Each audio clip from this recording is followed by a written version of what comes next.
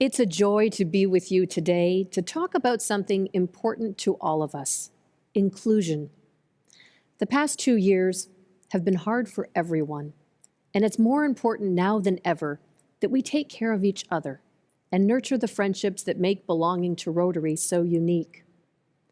What would happen if we demonstrated true inclusion by acknowledging how difficult the past years have been and asking how we, your Rotary community, can help? Together, as leaders, we've taken steps to strengthen our commitment to diversity, equity, and inclusion, and this is an important step for our organization. Today, I want us to address how we can make Rotary a more welcoming place for our current and for our future members. We are all the faces and the voices of Rotary. We are the faces that people see when they look to join our clubs or to join in service. If they see the commitment in our actions, it strengthens our entire organization. I want to take you on a journey today.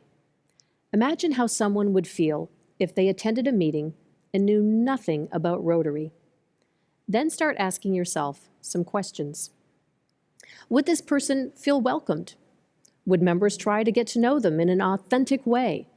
Or would they get some small talk and the Rotary sales pitch?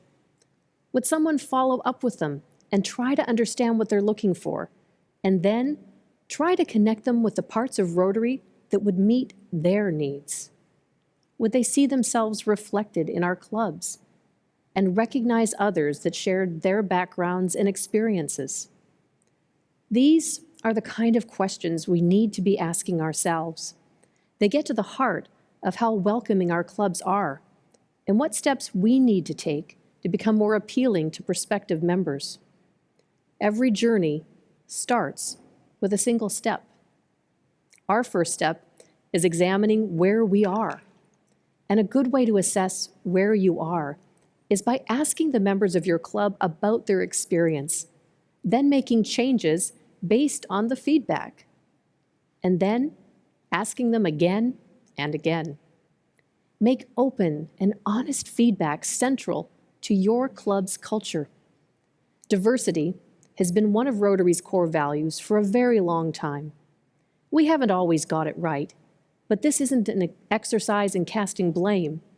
It's about being honest with ourselves, about where we are in the journey and where we want to go. Diversity, equity, and inclusion is not a political issue.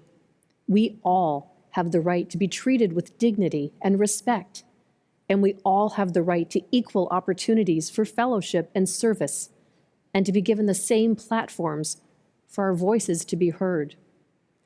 It's important to recognize and understand that we're all at different stages of this journey and our understanding of DEI.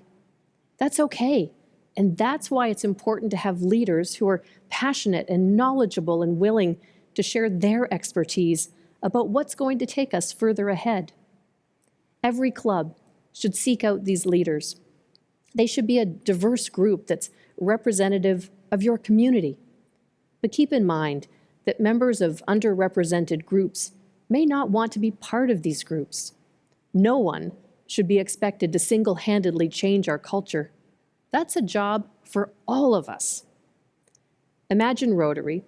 If we take small steps in the same direction, we will reflect what current and future members expect and want from their Rotary experience: respect, ethical leadership, inclusion, and the opportunity to work together to create more open and welcoming communities for all people. Imagine DEI. During the 2022-23 Rotary year, I call on all of us to increase our understanding of DEI and share our knowledge with our families, peers, and community. We also need to define why it matters to our clubs and how we can make Rotary a more welcoming, inclusive, and inspiring place for everyone who engages with us. And lastly, we need to take action in ourselves, in our communities, and in our clubs. I'm so excited to see the ways that we can all live up to our renewed commitment to diversity, equity, and inclusion. Today, I thank you for your leadership.